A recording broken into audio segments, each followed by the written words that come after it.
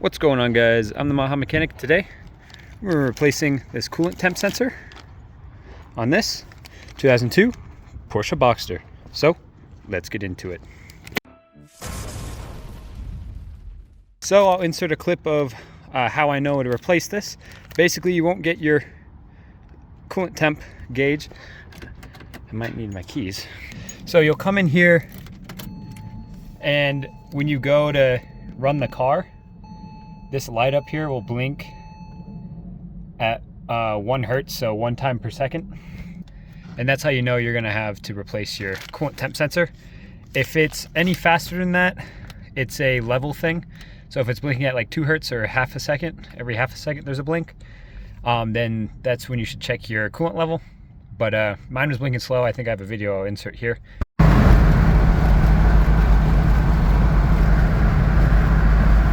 That, and the reason why the temp stayed at 0, or 100, I should say, when I was down on the highway, and the car was obviously warm, and it went into limp mode and told me that I have a bad temperature circuit. So we're gonna replace this bad boy. So starting off, you're gonna wanna raise your roof until you got about 4 inches up here. So we'll hit it about there. That's about good.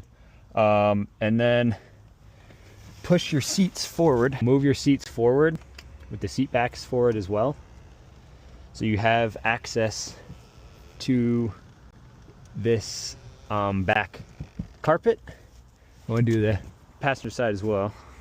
That should work. And now we're gonna come back here and we're gonna remove our engine cover. So you're gonna come back here, you see this, we'll pop that off of there. There's one on the other side, but mine's broken. And then come down here, pop these things off. On either side, there's a little wire that goes down that keeps this thing down. Just like that. Make sure you don't crease your window here. And pull it up. And then you have your box, or your glove box back here. You wanna take that off with these screws. Quarter turn and they'll come loose. Grab it, set it aside, and then all the contents are going to be left inside, just so you know. Then remove the carpet right here.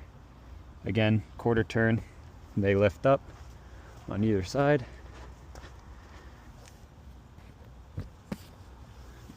From here, you can remove the engine cover, but I don't think you're gonna have to for this job, at least. So you're just gonna pull this up. There you go. Clips just twist off like that. They're little nuts. Set those aside. Should be able to do them with your fingers. This one, I don't know why, is a mismatched nut, but it is.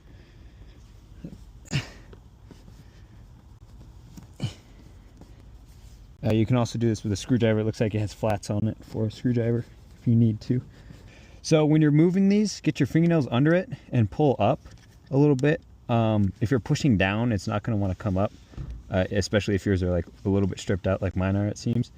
But once you do that, you can see right there, it should come right off. Set those aside.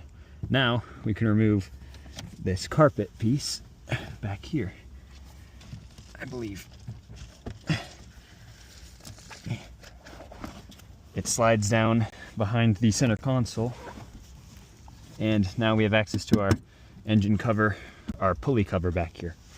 Got a couple of 10mm bolts holding the engine cover in place.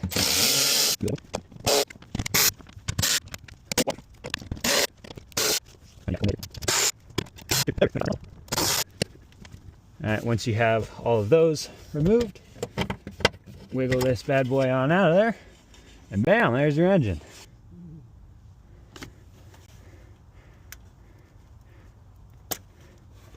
Oh fuck.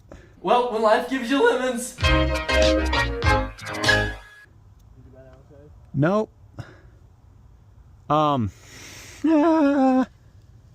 Figured out what's my issue. It ain't the sensor.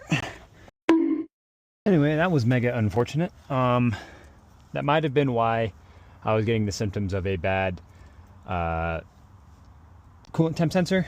So I'm just gonna, I fixed the connector. Basically, to pop these pins out, if you ever have to do this, there's a little thing right there. See that? You get a screwdriver on there, pop that up, it'll release this top area. And then just shove your pin tool down in here and press really hard, like on the top and on the bottom here. And then they just came out for me. I had to press a lot, and I was at it for like 15 minutes, but got it eventually, and then just soldered some more wire onto it to give me a pigtail. And now I'm gonna do the fun part of getting in here and soldering it to the car.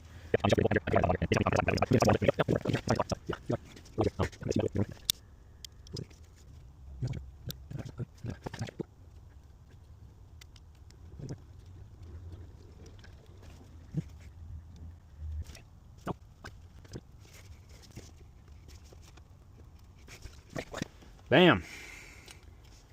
We are back in business. Now that I have that all soldered up and nicely put back together, I'm gonna throw this back on the sensor down there. There's our coolant temp sensor on what I can only assume to be a water passage to the water pump down there.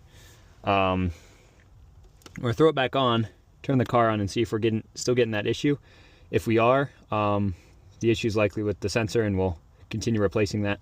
But this is where the point is, if you actually have a sensor that's bad and not the connector that just broke, that you would get that sensor off using a socket and then reinstall a new sensor and plug everything back in. However, let's see if this done did the trick. A moment of truth here.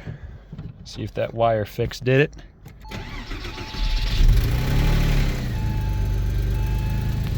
Got no blinking light up there. You know what that means. So now we're gonna just put all of our carpet and stuff back on, reverse the removal. Yeah, that's the fix. That's how you get to everything. So yeah. Take all our bolts and reinstall them. So, if you found this video informative, please be sure to like on the video, subscribe to the channel for more. And remember, no matter your experience or your skill level, keep on improving.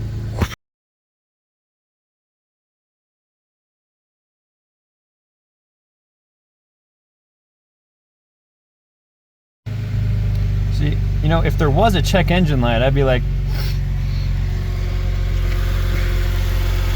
yep, still there.